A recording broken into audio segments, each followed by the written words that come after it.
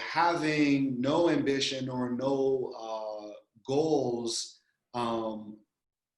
that's the failure of life. That's the calamity. That's the sin, is to have no stars to reach for, to have no goal to fight for. And so Learning to swim is about learning from others. Be the author of your own story, not a character in somebody else's story. Get inspired by others to take action. Learn how to set goals to exceed your own expectations. So often the answer that you are looking for is right in front of you. On Learning to Swim, we highlight those answers through storytelling.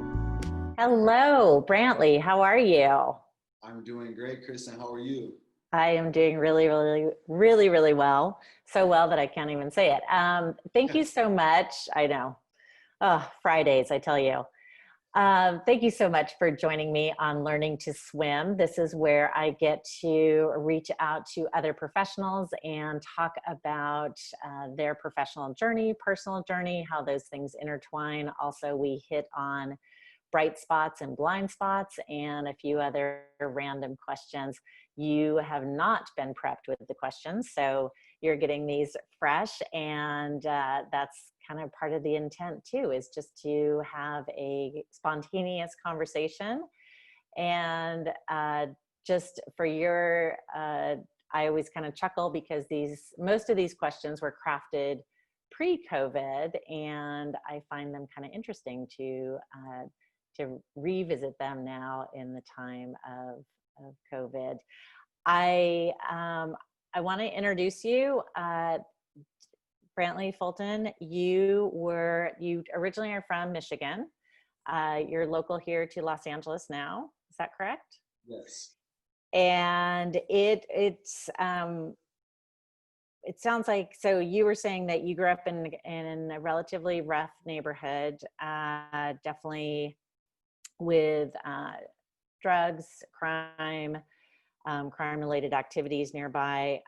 You were very fortunate. You mentioned that growing up in your family and the care and love that your family showed you really supported you. And it sounds like too, because you got your PhD at the University of Oregon in chemistry, and your dissertation focused around aluminum cluster chemistry. Now, we'll talk more about that because I find that very, very interesting and completely out of my scope of study. But I guess I want to jump right in. Well, first I want to say what you are. At the moment, you have a company that's called Lamar, and that is, tell me a little bit more about Lamar first, and what are you doing over there? Yeah, absolutely. So Lamar, we're a cold chain logistics company, and our focus is, we have a really grand challenge of creating a zero emission planet. And so we want to be able to reduce the carbon footprint globally. And the way that we do that is through cold chain logistics tracking. And in terms of cold chain, we mean any type of products that are temperature controlled or need to be kept at cold conditions as they move throughout their supply chain. So one of the things, as you begin to create better hardware, in terms of, we're using flexible sensors in a collaboration with the lab at UC Berkeley. And the predictive analytics model that we're building inside of Lamar will be able to get to damages and temperature excursions faster in real time. And as a result of that, we'll be able to cut down on cost, waste, and supply chain inefficiencies that lead to bottlenecks that, for instance, that's why the 405 freeway is as busy as it is. And so we're really excited about this mission and this purpose, and we're really focused on building it right here in LA. Well, that's fantastic. I want to hear more about it. I want to kind of circle back to where you grew up, and and then the transition to, I guess to getting a PhD. Like, how does that happen?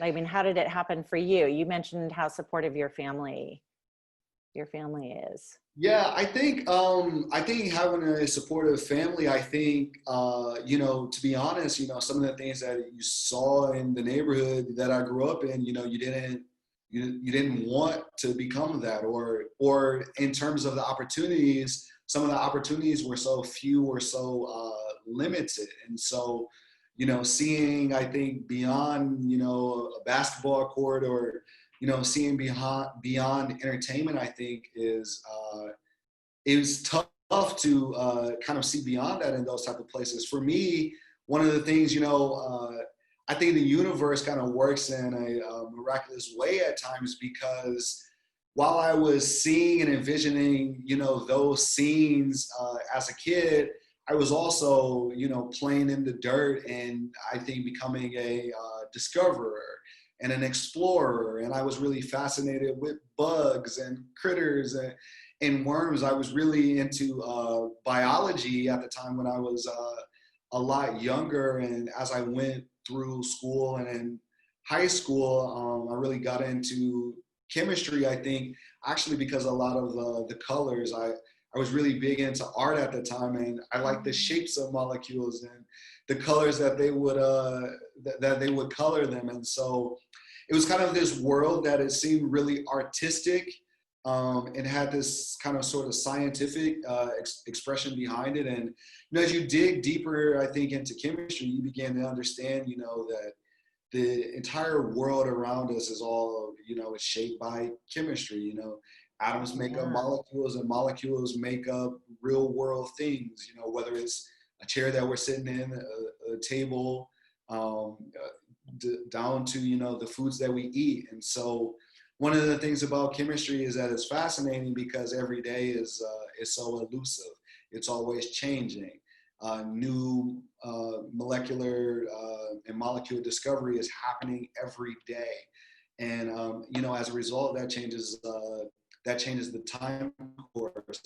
But I think for me, it was, I think for me, it was really kind of in my neighborhood and the environment that I grew up in, and learning to be a discoverer and learning to be an explorer really gave me a lot of innate, I would say, scientific skills that really helped me develop kind of building blocks to the scientific method. And that's kind of an approach I use both in my personal and I think in professional life as a scientist. Oh, thank you. I love hearing that. And I'm curious, what does, so what does resilience mean to you, or what does it look like to you? And both, both, kind of historically, maybe over your lifetime, and then maybe more specifically around our current situation. Yeah, I think I think resilience is really about kind of accepting who you are, accepting where you are, and always having that hope and that push, that fight, the grit for a better future, for a better planet. There's certain sayings. My parents would always tell me when I was younger. Leave the room better than when you arrived in it. If something, whether that's putting, something away, whether that's being a voice or hope to the hopeless, providing a word of encouragement. So to me, resiliency is rooted in the idea of never giving up on your dream, never giving up on your passions. There's a quote from Dr.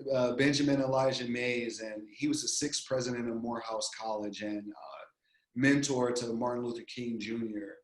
And one of the things that Dr. Mays would always say is that, having no ambition or no goals that's the failure of life. That's the calamity. That's the Mm. sin, is to have no stars to reach for, to have no goal to fight for. And so, resiliency, I think, historically has been about, facing an uphill battle and having the courage, having the faith, having the belief to persist through it.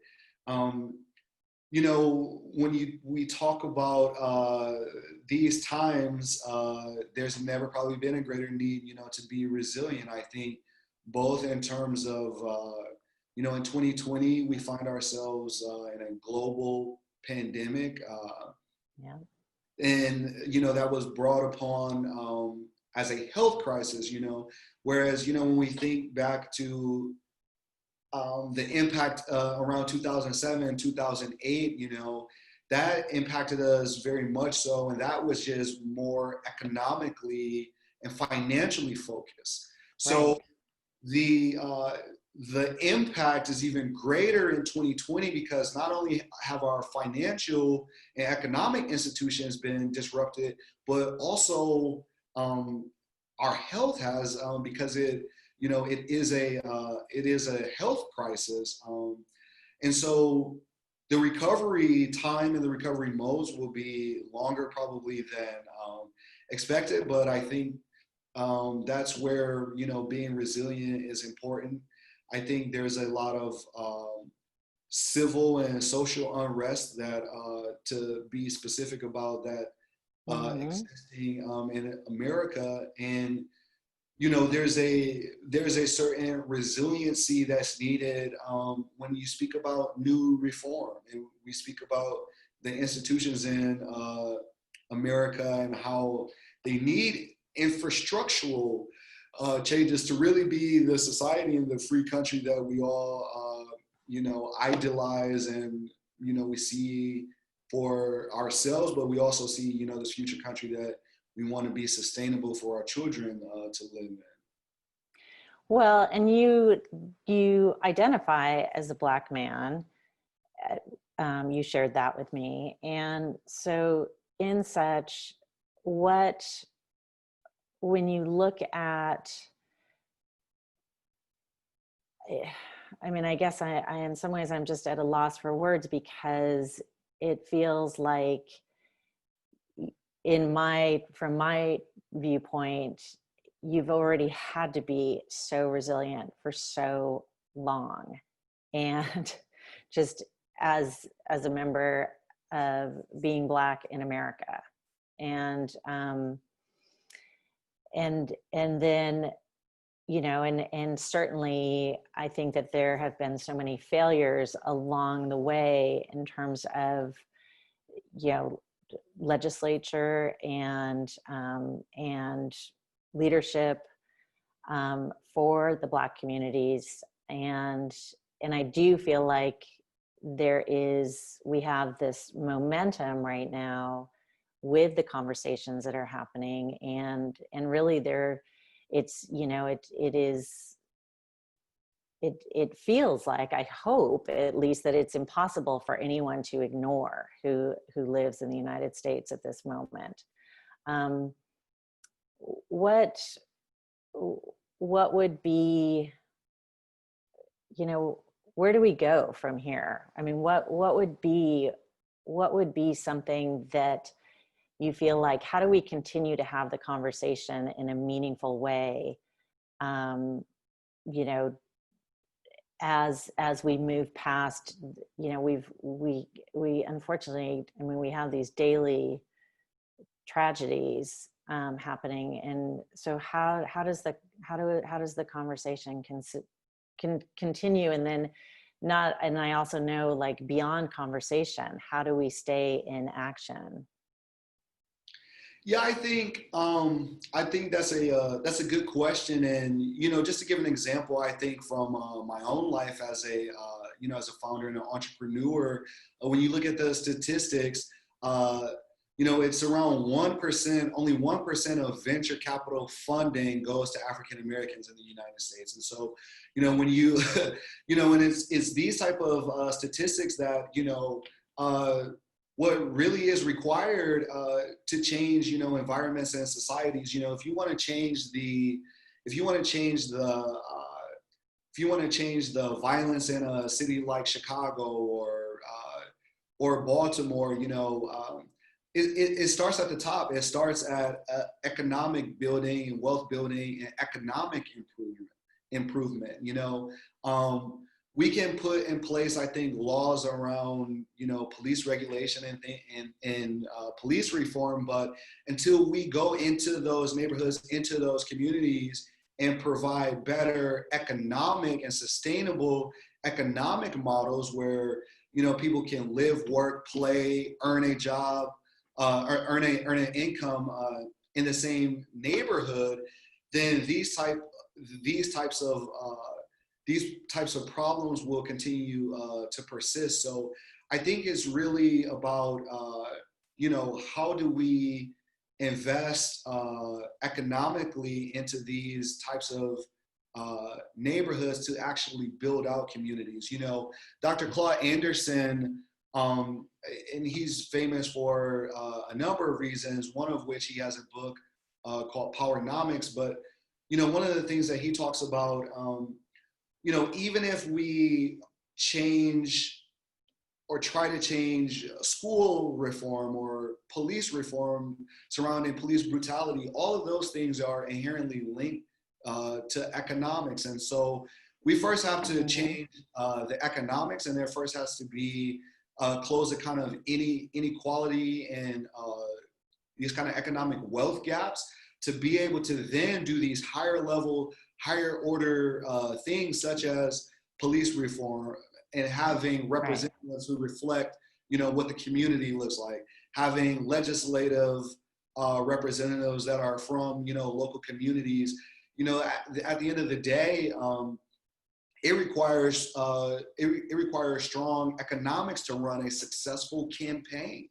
I mean, so, you know, until you plant those drivers and those infrastructures, and you make them sustainable within these communities, there's forever going to be a problem by you know, trying to put a Band-Aid on larger problems. Yes, I agree. Yeah, thank you. Thank you for that.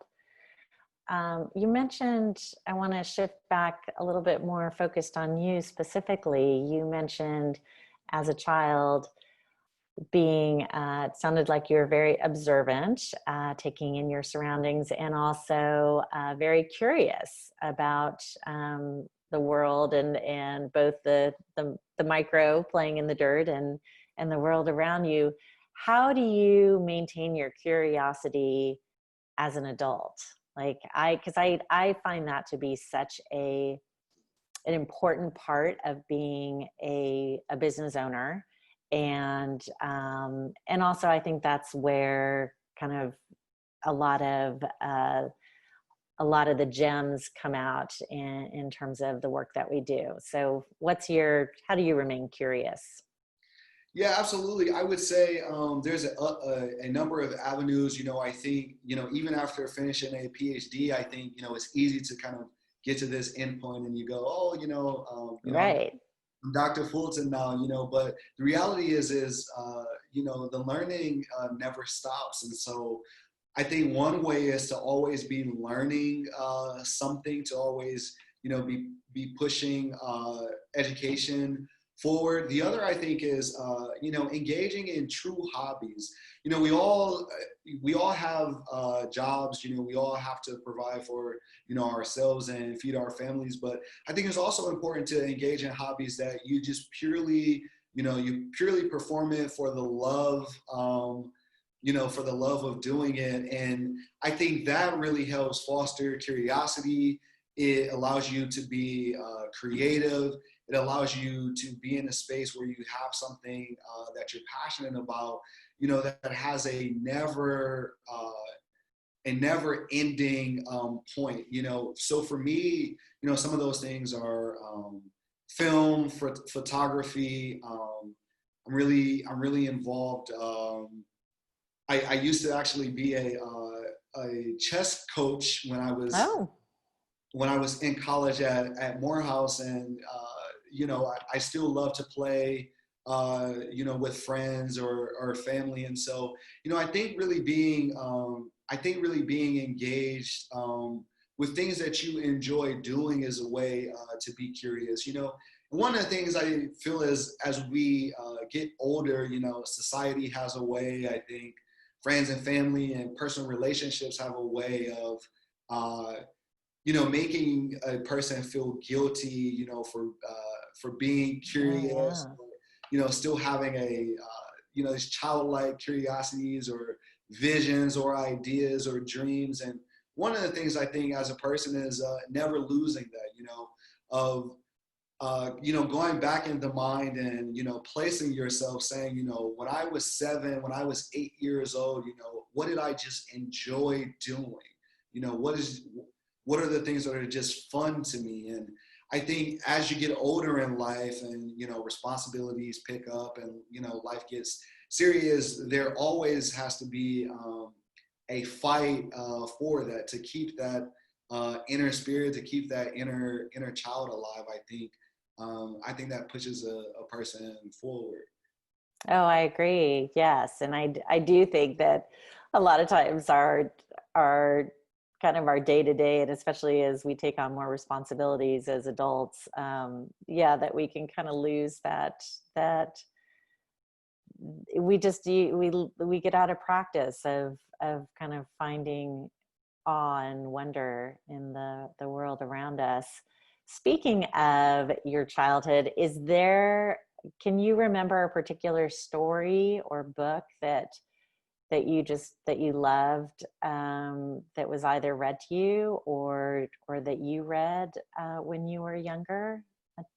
Yeah, there's certainly a few. Certainly around the holidays and Christmas, there were, you know, all of the holiday books. I think you know, having my you know, my mother, she would read, you know, the 12 days of Christmas, and every night, you know, 12 days out was, you know, a different you know, was the different day. And I remember those memories, you know, very vividly with my older brother, you know, and us just huddled up, you know, around the family living room.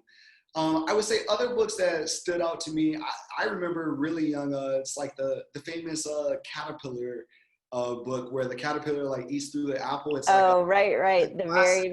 the hungry Yeah, caterpillar. yeah, Yeah. yeah. You know, it just I think from the visual and just I mean I remember that book just over and over again as very, you know, at a very young age. I think I'm an avid Well, in that book, I mean, that book has the way, if anyone doesn't know it, it's Eric, is it Carl or Carl? It's K, or it's spelled with a Carle. So I think it's Eric Carl, but he did that. And that kind of goes back to what you were saying about the colors of mhm. the molecular structures, because if I remember correctly, the illustrations in that book were almost like kind of dots connected They were, yeah. together. Yeah, there's greens and reds Oh yeah. that stand out. Yeah, and so I think that's one. Yeah, probably. You know, most chemists, I would say, most scientists in general, are kind of self-proclaimed visual learners. Wow. Um, so those types of books, and I think it really kind of aids us in, you know, when we think about molecules, a lot of that is you know, what we're envisioning, you know, in our head or in our mind. You know, when you haven't made a certain structure, or you've never performed this reaction. So a lot of it is a thought experiment around, Mm. well, what do I envision this molecular, you know, arrangement to look like? And so I think because of that, we're really strong visual learners. Um, Other books that I think stood out to me when I was younger, I really like the book, and one of my all-time favorites is the book The Giver. Um, Mm. and I think the messaging, I think the story, how it all comes full circle. You know, that was when I really remember kind of as you kind of transition and you get, a little older, that was an Well, impact. for people who may not have read that, share kind of what your the lesson or the takeaway from that for you was. Yeah, it's really interesting. So you have this society where kind of almost in a 1984 or Fahrenheit, is it four? I always get the number 457. 451. 451. I always get the number confused. I think it is 451. You have a stripped down society where it's trying to create a society that almost appreciates, where everyone can appreciate each other. It kind of borderlines on these socialist aspects, but it's how do we remove the material world? And again, this kind of gets at the point of how do we reduce kind of the inequalities to come together as this oneness, and it follows the leader who is almost perceived as like a god or a god, and it's his whole purpose is just purely based and rooted in giving, and it has kind of this contrast that through his continuous giving, it's like he almost gets overfilled with giving to the point where he himself kind of self decays or self erupts, and I think it's just it's an interesting kind of juxtaposition or point, and I think it has some real world kind of examples, because sometimes I think part of the story is to say that a lot of life is about self fulfillment and making yourself happy first, and not seeking the validation or happiness from others. And the other, I think, is humans sometimes they go on this search for kind of this never-ending satisfaction, or how can you give enough, or being happy with giving without getting. And so that's kind of the basic, I think, premise for the book, and that's why I think it's an interesting. Oh, it's a wonderful book. Yeah. Yeah. Well, it still is. I believe I know that for my own children, it still was assigned reading, so it's still out there, and it is a really, really good book. Well, what is so? I think I have an opinion on this, but what would you say your in plain sight talent is? So what is something that people who know you and even may know you for a relatively short amount of time can see right away? I'm curious what yours is, and I guess maybe after I say, I'll get to hear from you. Sure, I'll share mine or my thoughts on yours. Yes. Thoughts, right. I would say that most of my friends, most of my family would say that I have a charismatic type of personality, and that I would say that they would say that I'm a happy person that is always kind of pushing the boundary or pushing for an advanced idea or an advanced thought, or and I would say a risk taker.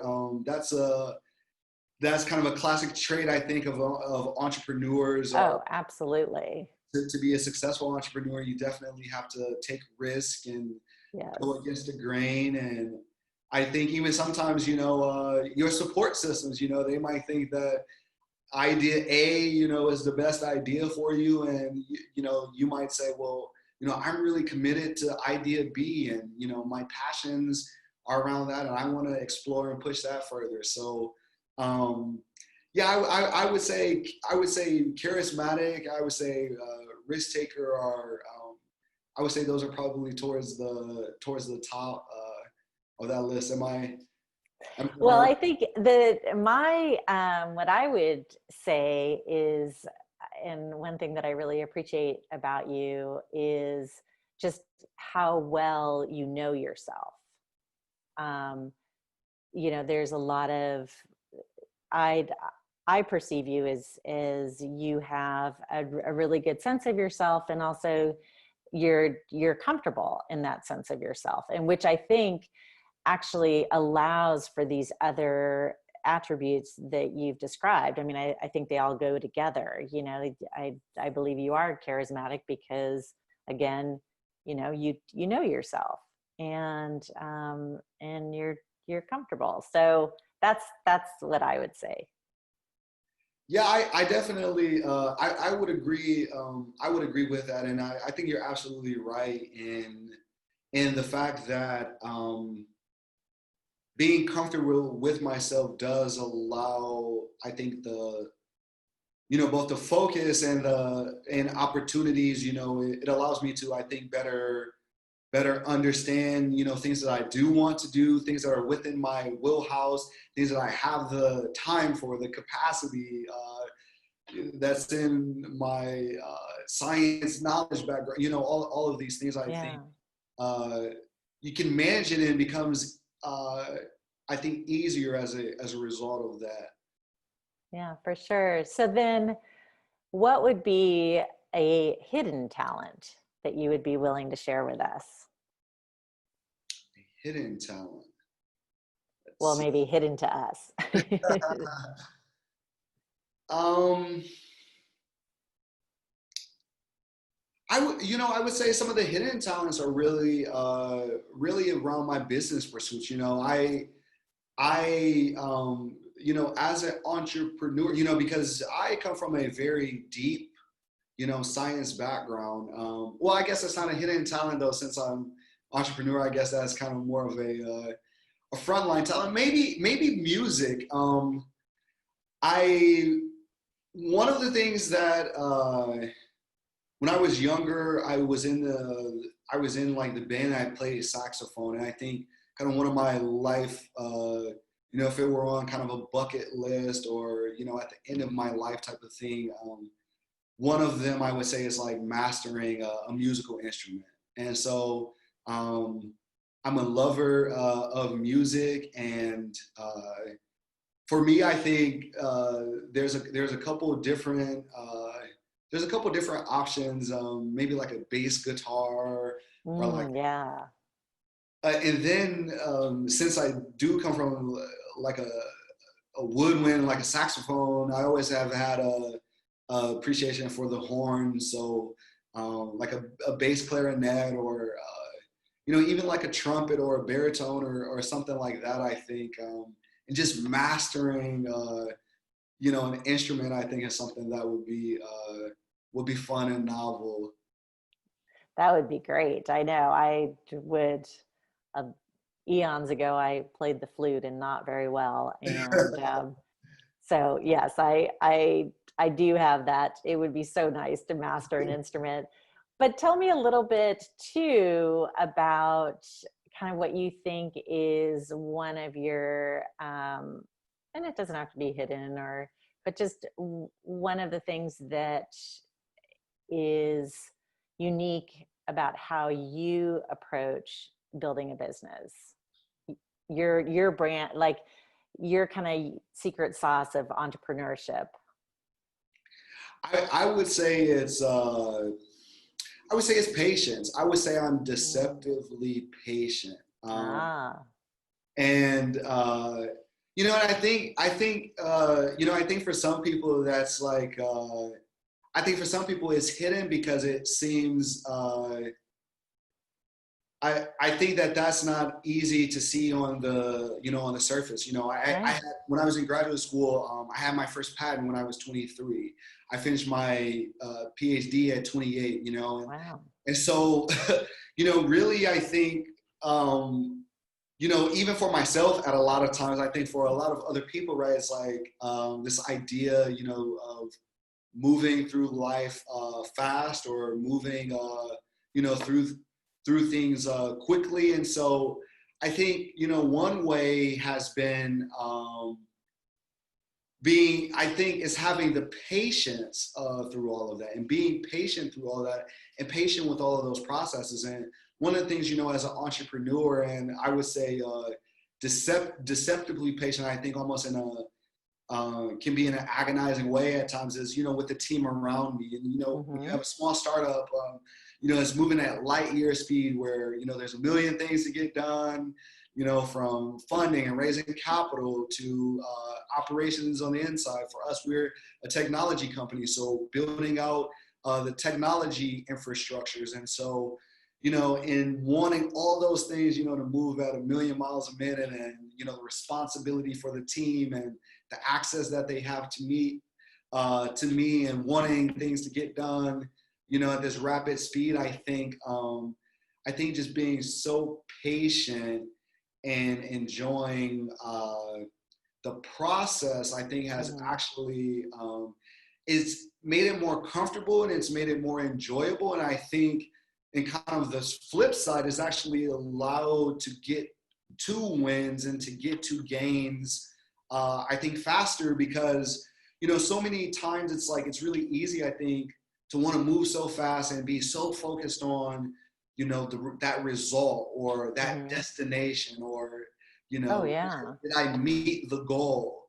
And I think in a lot of that, it's easier to get tripped up. And I think by being patient and just, being relaxed and taking the time, and allowing yourself to have that time, I think progress moves more consistently. And then when you look up, you go, oh, we met this milestone, or this goal was achieved, or this goal was met.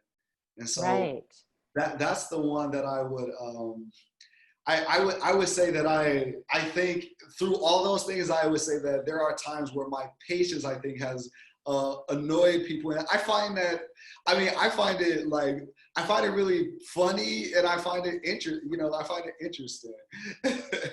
That is funny. Well, so speaking of your team, because the work that I do is very focused on employee productivity and engagement, how do you, kind of what's your insight into keeping your team engaged in a, a meaningful way? Yeah, I think one of the first things, and this is probably this probably will also come off as a surprise, is I think the first important thing is to keep them rested. It's really easy, and I think especially, during pandemic and, where so many of us are trapped inside, where it's like our home is our work, is our office, is our rest area. And so I think staying rested, is really important. And so that when you do engage in kind of, these high level activities inside of a company, that you're excited to do the work that you're doing, that you can attack it, with the fuel and with a certain passion. And the other thing I think is, well, let me ask you quickly in terms of, so do you have a policy in place that, supports that directive? So what comes to mind for me is, do you not do emails or text messages after a certain hour, or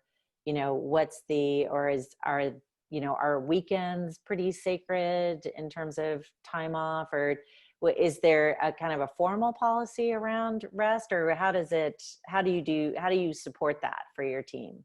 Yeah, I would say, in terms of the team, every Wednesday this summer, we started kind of the summer series of, a team building and professional development workshop series. And this series it's really been about kind of coming together and talking about more of our interpersonal lives. And so, to put it simply, very few things during these sessions are discussed around the actual, work tasks that we have to accomplish, but more interpersonal around the person.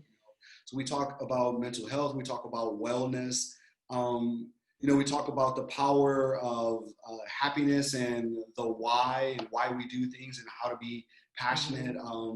in the in the workplace.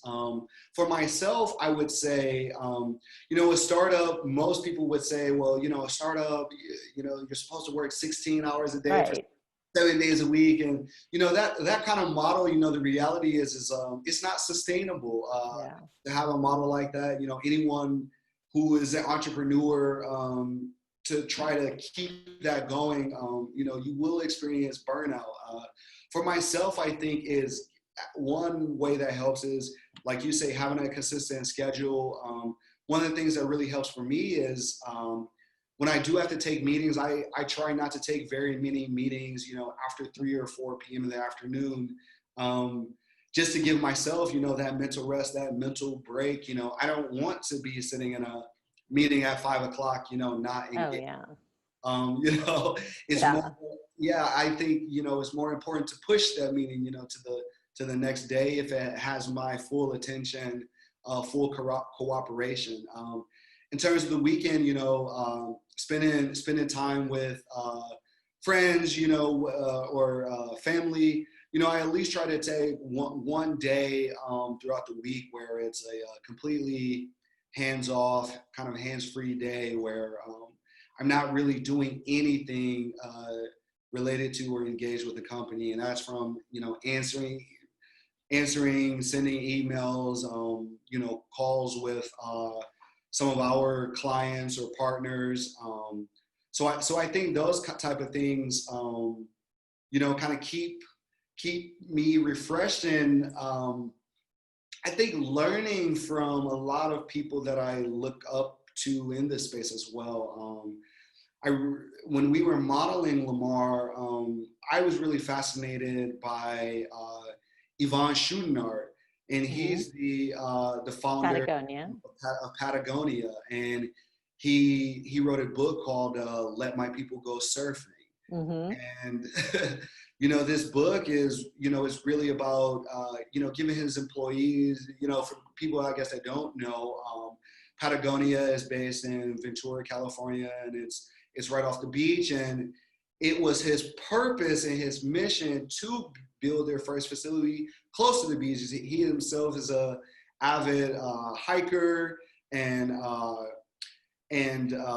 border surfer. And Right. so, one of the things was so that it became employee policy that you come into this office when you need to. If noon calls and you want to go surfing. We want you here when you're at your best, and when you're focused on this work. And if there are these other areas and more freedom within your daily life or your daily schedule. And I think that Patagonia was really we're hearing about more of these models now, I think in 2020, as the pandemic has happened and more work is going remote and virtual, allowing for more flexibility in schedules. But Patagonia, I think, was really a pioneer in this kind of work balance lifestyle kind of Absolutely. culture type of companies. And so I think looking kind of to models like that is also important, and also something that we do at Lamar.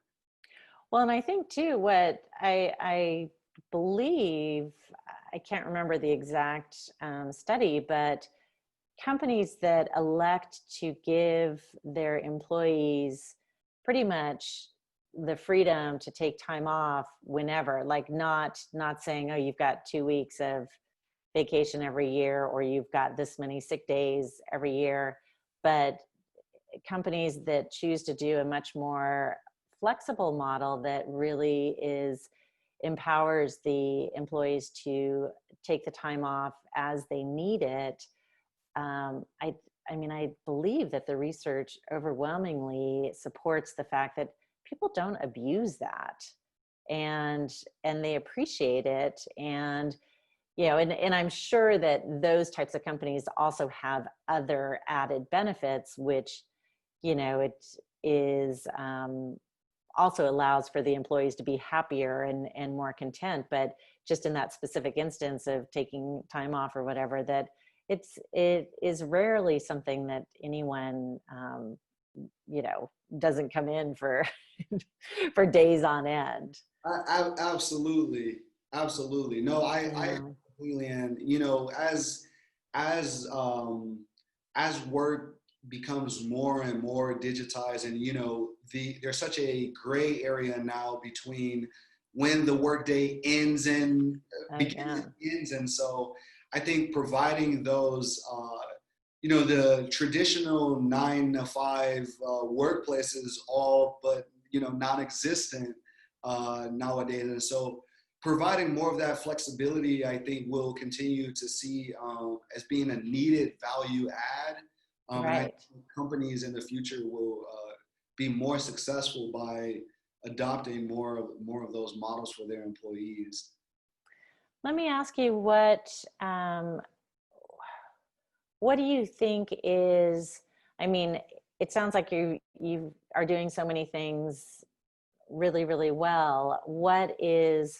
What's that one area that you're still looking to improve when you look at your team and your company and as the founder and as wearing all these different hats? Yeah, for us, I would say, the majority of our team, myself, I'm a materials chemist. Our CTO, he's a software engineer. A lot of our team, we have 4 undergraduate students, undergraduate student interns, and they're all STEM majors. And so, we're really excited. And I think we're really good, and we really have a good core technology scope. And so, I think for us, in terms of those areas for improvement, or I think where we look for a lot of growth Mm-hmm. or opportunity, I think, are in the business operations side, where for us, I think that's for myself, I think that's some of the exciting part is to learn, the business end. I've always, I think, ever since I was a little kid, I've always been a really hard negotiator, and it's something that it's something that I revel in. I take pride enjoying that. I enjoy that business side of it, and so Yeah. there's things like learning the operations. I think more, you're always improving upon your business model. So those kind of things are areas of improvement where we're beginning to add those key people around, and we're still looking, I think, for some of that key personnel as well. And so it's fun, I think, to understand and see that, kind of as a gap, and Mm-hmm. to also be able to learn in that space. But the other thing, as a company begins to grow, it's important for the founders, to have more trust and trust Right. in the people around us, that that they're completing their tasks, that they're completing their milestones. So I would say that's one of the areas of improvements around business operations. Okay. And then our final question, or my final question is, so I like to ask people, what was their very first paid position, whether it was your first job or, the first kind of task that you used to get paid for as a kid or young adult. What was that for you? I've always felt like I was an entrepreneur, where I remember on the way to school, there was like a little corner store, and I sometimes would stop in the corner store and like buy like little candies and chips, and during lunchtime at school, I would like mark it up, like Yeah.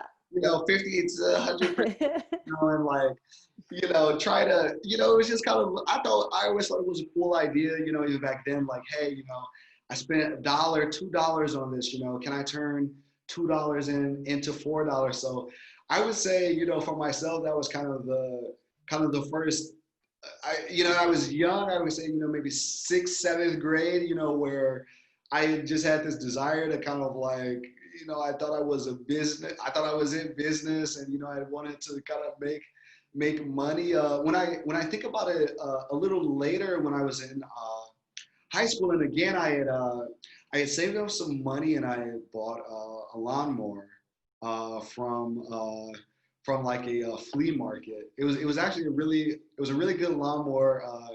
I had it for I cut grass like probably 2 whole summers with it. But Wow. the most interesting thing for me was I think I had cut like 2 different lawns that day that I had bought it, and I already paid the lawnmower off.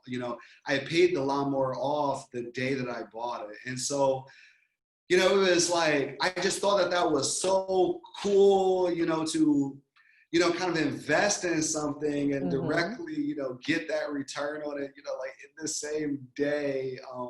So it's kind of like those type of things that I think kind of sparked a lot of my curiosity, like as an entrepreneur. But Well, that's what I was going to ask, is kind of how has that informed what you do currently? And yeah, and it definitely sounds like that entrepreneurial spark was there from the beginning.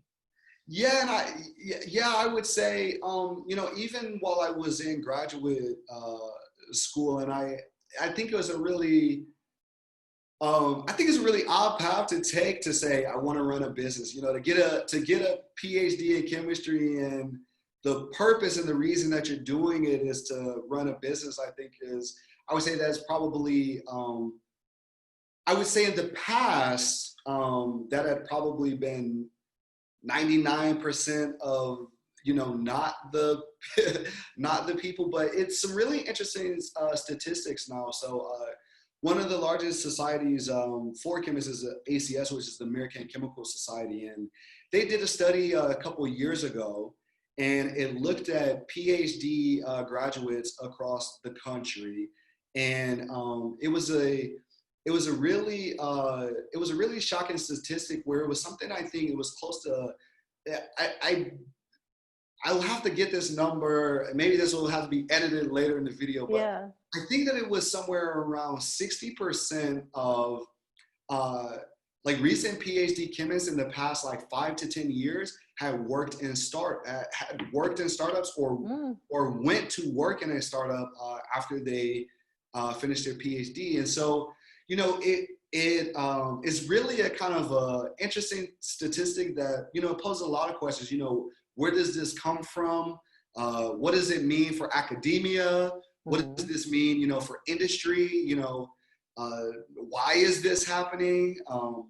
What is it about the process of, going through and obtaining a PhD that makes someone an easy fit inside of startup, and I think kind of venture capital ecosystems? And so a lot of those questions, I still don't have the answers, to those questions. But Right.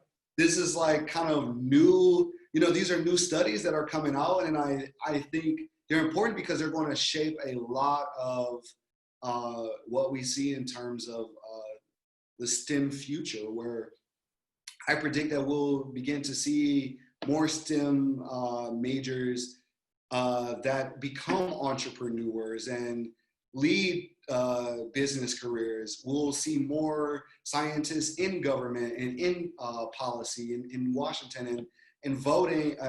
We'll be voting for more scientists as senators, and House of Representatives, and Congress members in the future. And so, maybe my own bias, I think as a scientist, I think I'm excited, kind of for that future. But I think that a lot of the emerging problems, and a lot of the solutions that will be required, they will require more and more technology kind of focused approaches. So.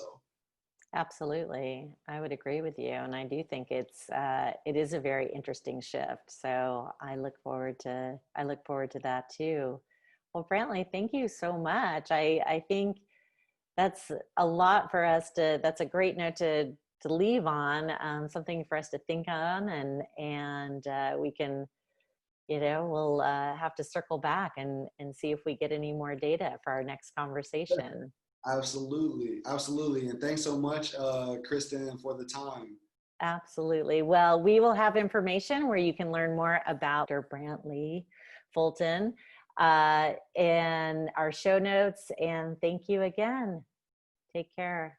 Our goal is to inspire others and share stories to find meaning in your daily life. Let go of the traditional norms and be yourself at home, work, and beyond. The awareness of bright spots and blind spots is a performance-enhancing tool that you can apply to your life and to your organization today.